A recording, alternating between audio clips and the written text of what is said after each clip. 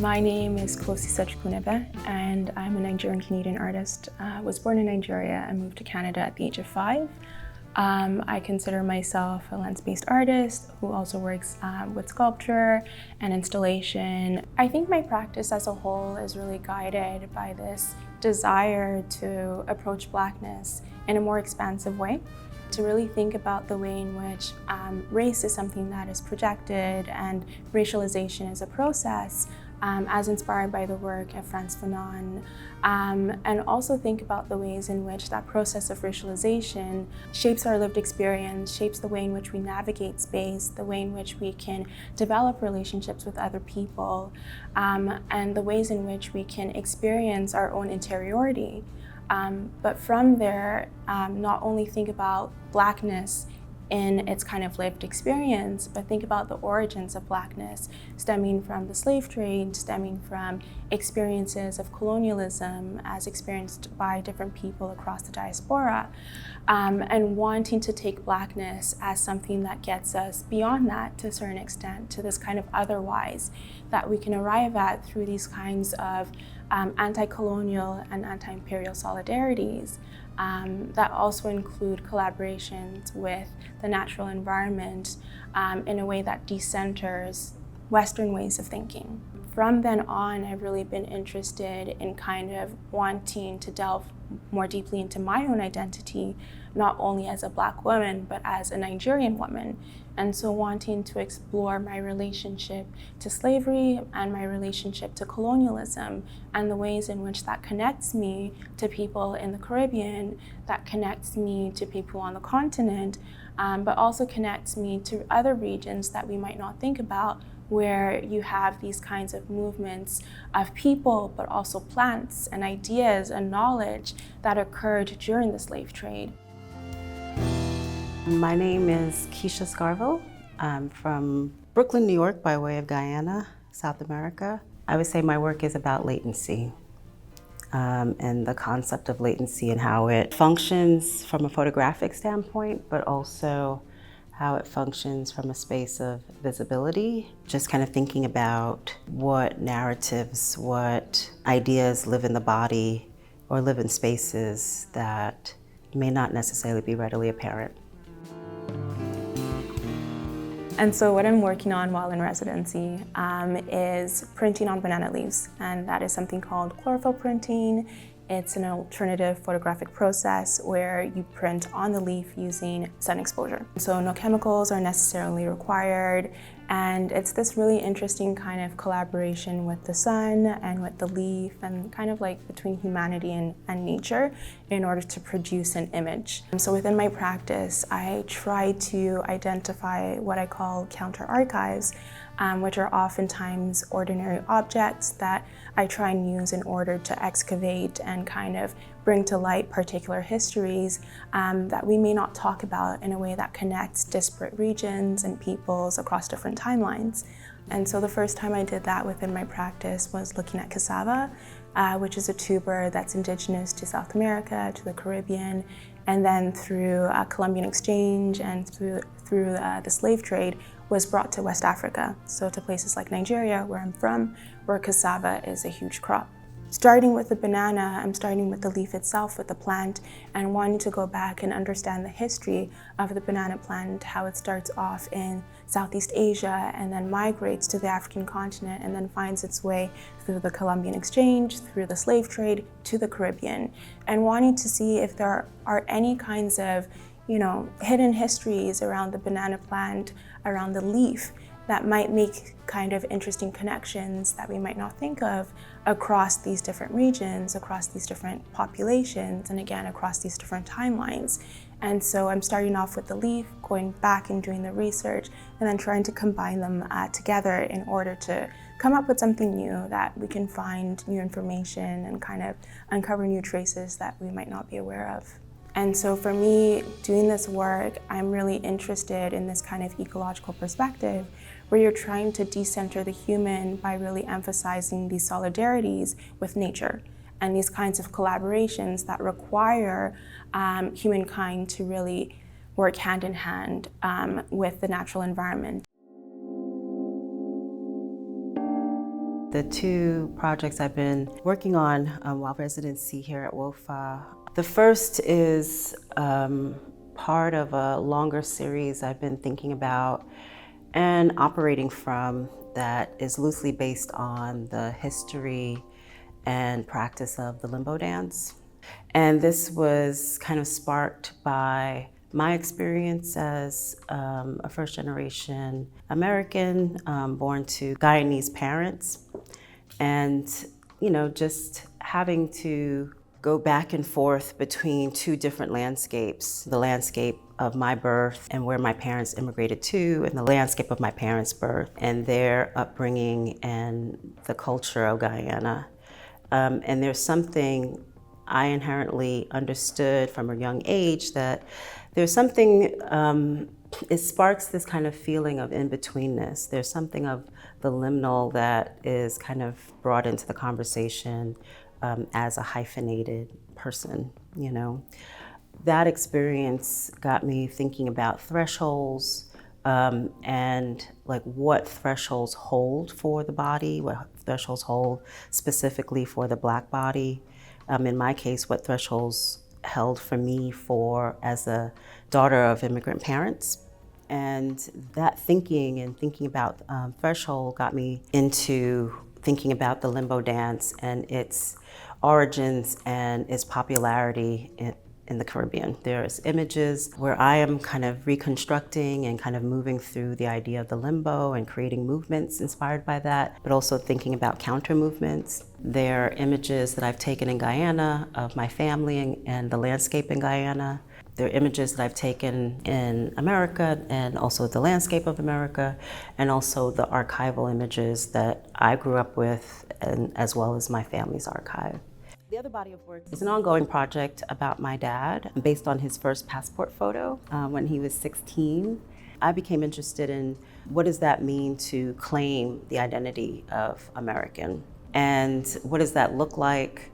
And so I used the passport photo as a place to kind of have that conversation around my dad's experience. The image of the passport is just such an interesting space to work from, because of the way in which we're being asked to present ourselves to the camera, the way in which it is an image taken and meant for future movement, but also an image that is coinciding with borders and nation state. And so all of those things are things that I'm really interested in kind of unearthing within the passport. And so the images are inspired, some of the interventions are inspired by my dad's experience coming here, and also some of the images are inspired by, possibilities of becoming and other aspects of American identity that I find really fascinating. So that project I've been working on for over 10 years, and so I've amassed close to, and I think I actually went over 300 while being here. My time at El Espacio and during this residency with WOPHA has honestly just been magical.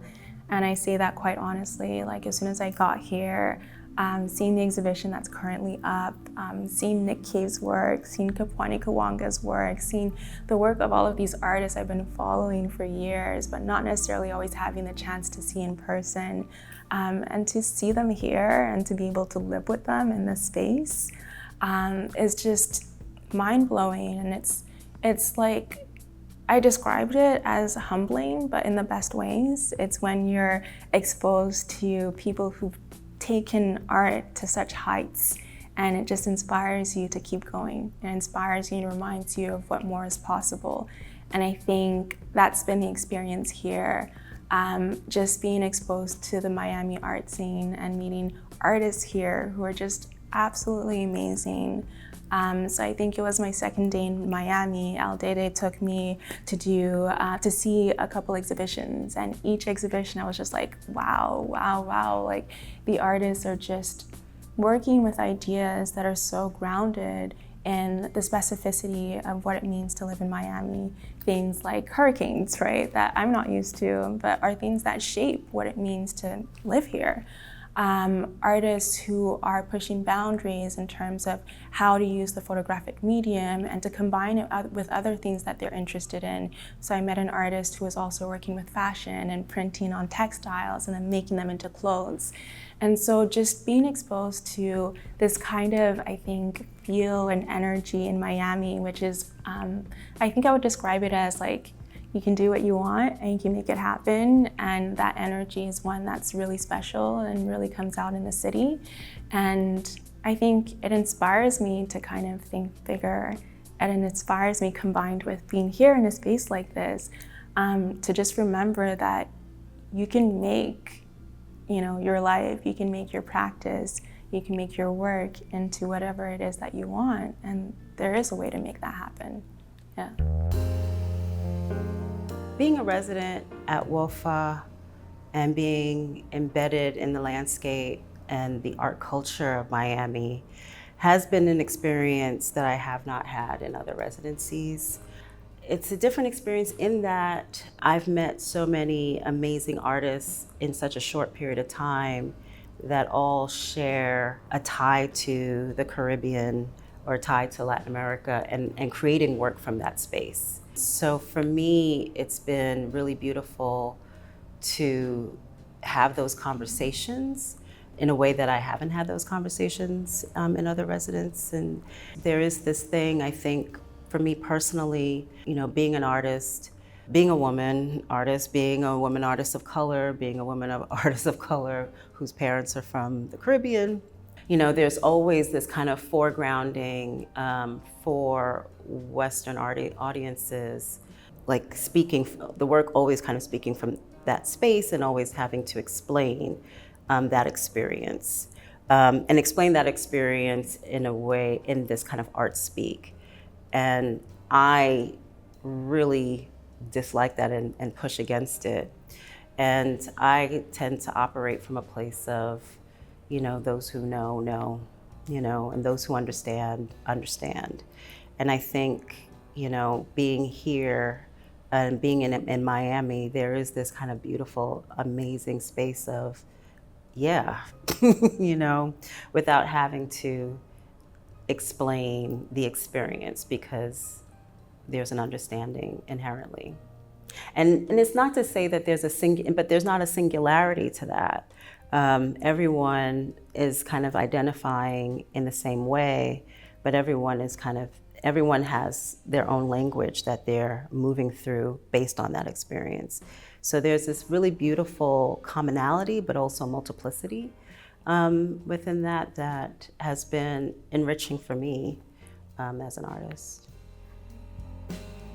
I think the space has been beautiful, but just to be in walking distance from this show and to be able to just kind of, just to walk through that space and take in so much. I've learned about artists that I was not aware of, but also seeing work by artists that I've admired for so long, actually even some who are friends of mine, just seeing their work in this space together, it's incredible. So I think what El Espacio has created here is, I'm not really overstating it. I do think it's a gift to artists to have this amazing collection and then have this studio space where you can be in conversation, or it's inspiring you, or it's just kind of circulating in the air, you know what I mean? So for me, it's been a really lovely space. Another favorite experience is a dinner that was organized, and it was just such a lovely dinner of people that I was introduced to through WOPHA and just the community that they formed, and just sitting back and listening to the conversation taking place around me and just feeling this sense of just like belonging. And to feel a sense of belonging to a city that you've been in for 2 weeks, is something else.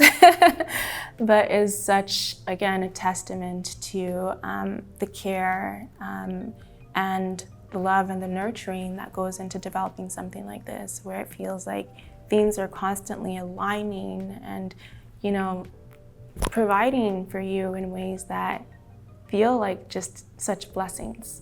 And oftentimes they're so unexpected. And those are some of the best moments, yeah.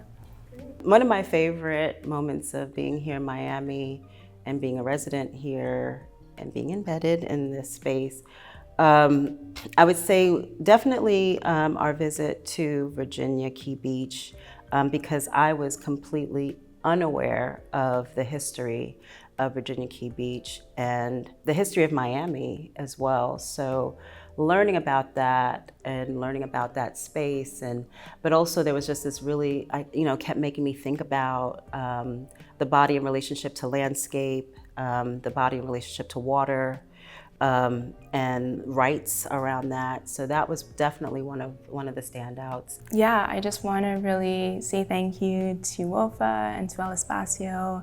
I've just been surrounded by such an amazing team. So at El Espacio, Daniela, Luis have been so welcoming from the very moment I arrived here. They've just been such a supportive team.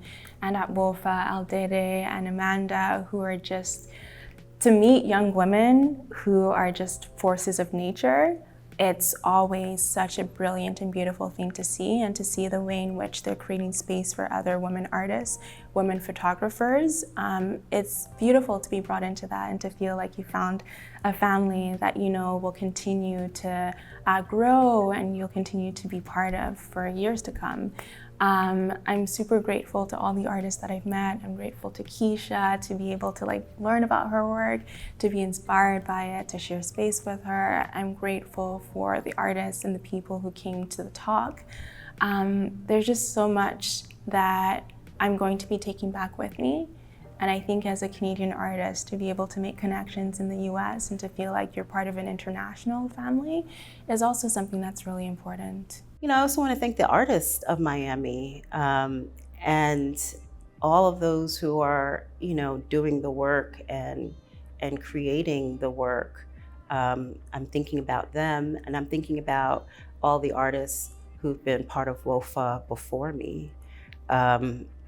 And I've been following them for a while and have been inspired by their work. So, yeah, thank you.